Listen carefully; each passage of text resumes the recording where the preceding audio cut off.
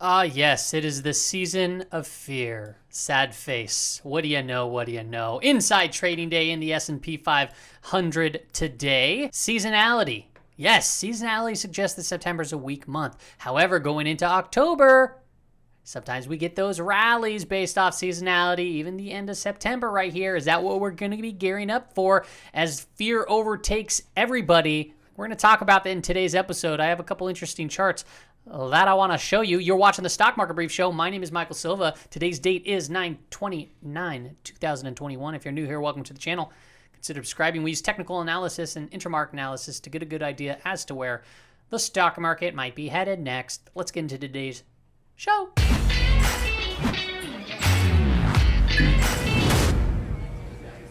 All right, everybody, welcome back. We're going to start here at the dashboard. And as you can see over here on the right-hand side of the screen, I mean left-hand side of the screen, you can see that the market was relatively unchanged. Not much price action. If you were intraday trading, you would have noticed that today there was just a lot of market volatility, as volatility is holding relatively high. Now, who was the strong performers? Well, let's look at the top three right here. Utilities, consumer staples, and healthcare led the way. Defensive sectors, people went on defense today. You can see technology and materials down there at the bottom. Still not shocked to see technology being the laggard as we watch the 10-year yield kind of spike higher here. It makes sense, but I will say relatively unchanged on the day. It's pretty flat overall, which we discussed on yesterday's market brief. Now, what took place inside trading day in the S&P 500? Okay, typically when we have a trend day, it's likely to see a range day follow, and that's exactly what we got. We got a lot of up and down price movement, but we traded within yesterday's daily candle, and we're still trading within last week's weekly candle. So I'm not really too worried as of right now. What is something that maybe would worry me, that maybe I'd get a little bit more aggressive to the downside? Well, I'm glad you asked. I would say if we start taking out 4,300 right there at that previous low, that can really set us up to come right around the 200-day moving average. So that is something that I would be personally looking out for. But as it stands right now, we're relatively just within this kind of range up in here, kind of going just sideways. Now, this big technical breakdown that we had obviously has some implications, and we're seeing that now as we broke down, retested, and now we're potentially putting in a little double bottom right here at that 100-day moving average. So, a lot of stuff going on. Let's take a look at the 15-minute chart. The 15-minute chart really shows you just how wacky and wild today's trading session was. You can see here we opened up and we just kind of just went chopping back and forth throughout the day. And, it was range day. That's what a range day looks like. Now, what can we note here? Well, we have the possibility of a bull flag that's forming. You can see the pull right there, and then it's kind of going up like that. So if we get a breakdown, watch out where we come test that 429 low, which we previously bounced from before. Okay, I don't know if we're going to get there or not tomorrow. We got to really pay attention to the futures market.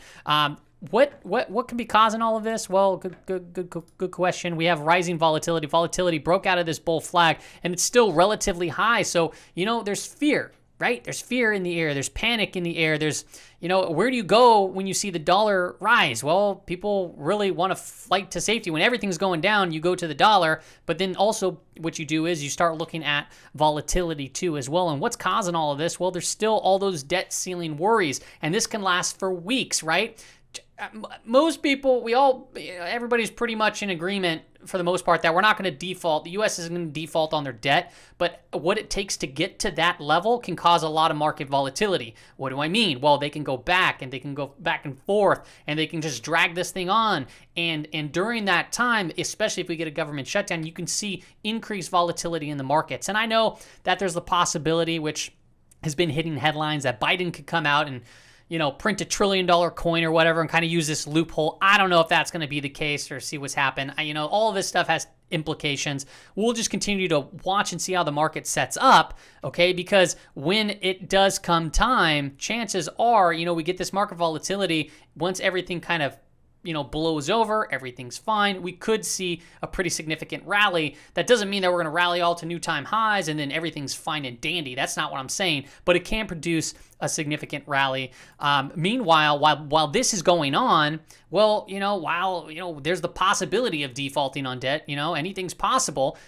Investors continue to flood outside of the TLT. You can see bonds are still heading lower. Today was relatively weak day. It moved up, gapped up, kind of opened up flat, and then came up higher, and then headed lower. So, there's just a lot of confusion out there. Like I said yesterday, it's like a steamroller is moving. So if you see a few dollars and you're like, ooh, that looks like good, you have a steamroller coming at you, or a bulldozer, or whatever. So it's not a time to get too aggressive, in my personal opinion here. And then you see the dollar is just breaking free.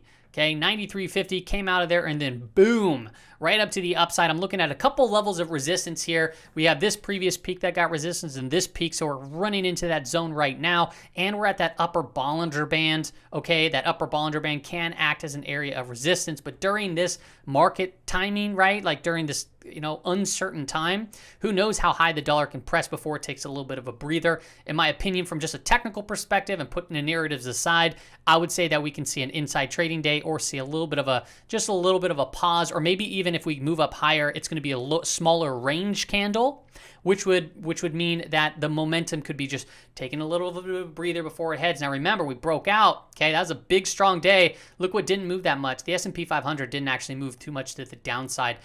Gold and silver in particularly got crushed. I'm gonna make a separate video on gold and silver and my plan. I actually took a silver trade today, shot in the dark, bottom feeding type of trade. I know that wind is in my face right here, but I played a silver miner trade, which I posted on Twitter. If you don't follow me there, you can follow me there.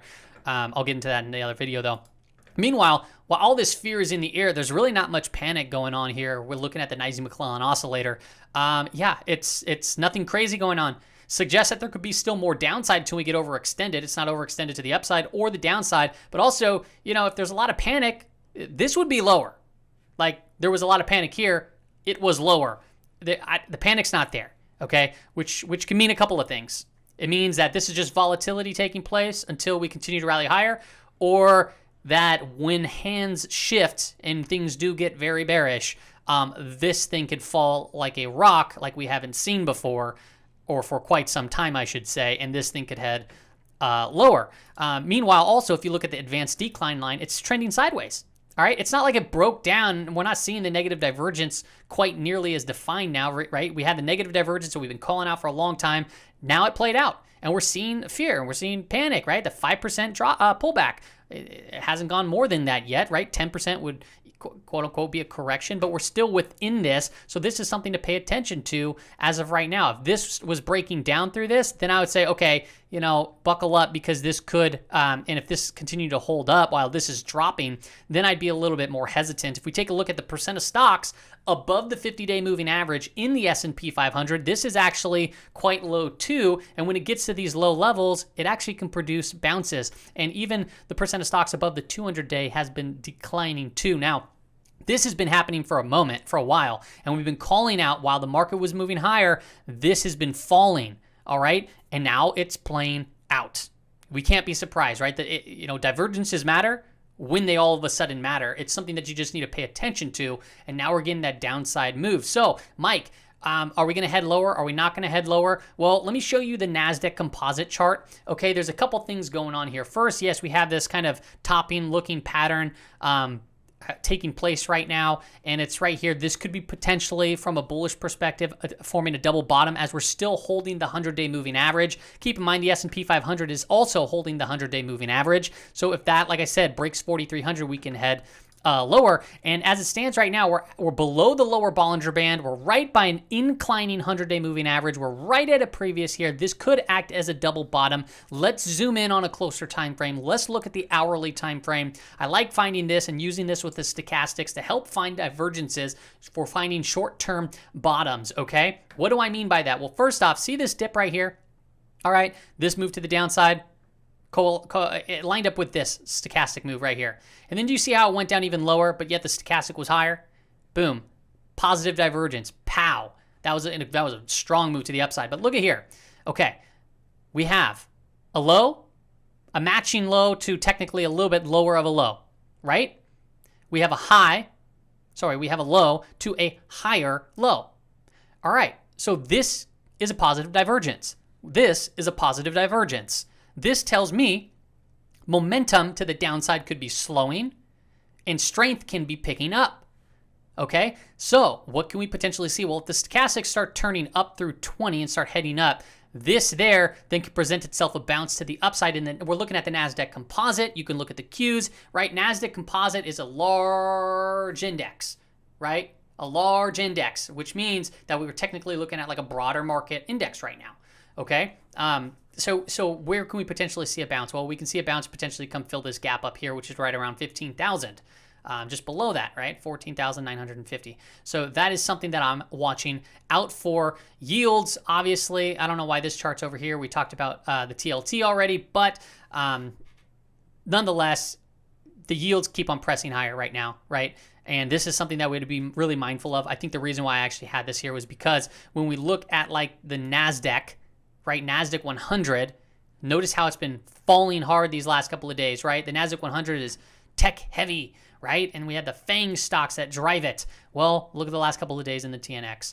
It's not necessarily that going up is a bad thing for technology. It's just the rate at which it moves up. And that is a very strong move to the upside, forcing Nasdaq 100 down. And you can see here, could be matching bottoms to, I actually took out this low, so that's actually more bearish. Took out that low, which lines us up for this next shot down to 14,500 or the 100-day moving average right here. So if the 10-year yield continues to hold, you're going to see more pressure on big tech continue to take place. So we'll see. Yes, things are getting a little overextended, and we might need to take a little bit of a pause. But during all this debt ceiling debacle, that's why things are getting a little uncertain. But from a positive sign, if you're looking at the 15-minute time frame on the Qs, hey, what do you know? You have a falling wedge in bearish context. Okay, bearish context. What do I mean by that? Look at the 5-day moving average. It's sloping down. Price action is below it, but we're pretty extended to the downside from it. And when we get extended to the downside, we can snap back. Okay, so that's something that I'm watching for. Potentially, if we break out, we go and retest the 5-day moving average. I will note that you do have a positive divergence taking place on the PMO and the RSI too as well. Things are looking like we might just have a little relief bounce, but anything could happen, right? But that's what it looks like right now. Okay, IWM. IWM, still in the middle of the trading range. Not much to report there. Yes, financials are taking a little bit of a breather, right? Why? Well, because they just shot up like crazy.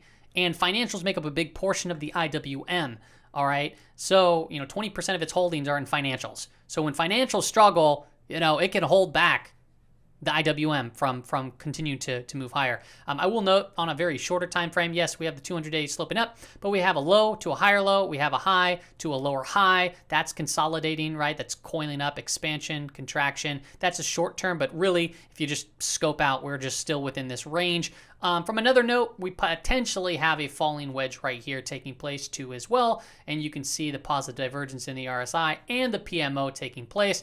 I matched from this high to this high, and then I kind of tagged this bottom along. But then also I noted that this was pretty tight and coiling here, and then we broke out of it, and now we could be coming to back test potentially to take off there. But we are still relatively neutral short-term trend. We have a volume shelf profile right at around 250. So, breakout could take us back above the 5-day moving average, which is relatively neutral at this particular point in time.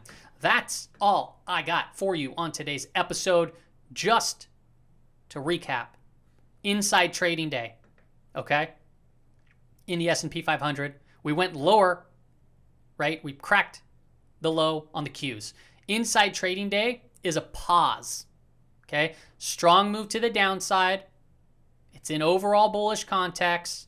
When we pause, we can have a move that continues to the downside because it can follow that short-term action, okay?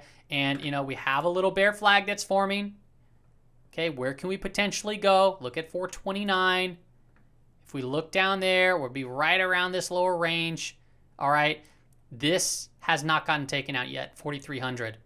4,300 is a very important level. So let's monitor that one. Let's be very careful with that. That's all I got for you on today's episode, everybody. Have a wonderful